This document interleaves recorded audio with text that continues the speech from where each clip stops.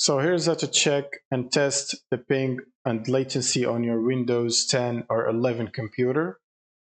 So the first method is right-clicking on the Start button and then opening CMD as admin or PowerShell or Terminal for Windows 11, which is pretty much the same. And then we want to type ping and then the website or the server name. So for example, google.com, and then press enter and wait for it. So in this case, we've used Google website as the benchmark. So for example, here it takes 40 milliseconds to reach Google, which is the ping or the latency. And at the bottom, it should give you the min, max, and average ping in milliseconds based on these 4 pings.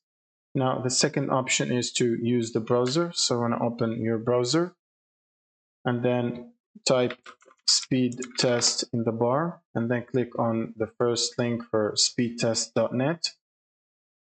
And then once the website loads up, you will simply need to press go to start the test. And let's just wait for it to finish the test. So it will perform a download test and an upload test and then a ping based on those results.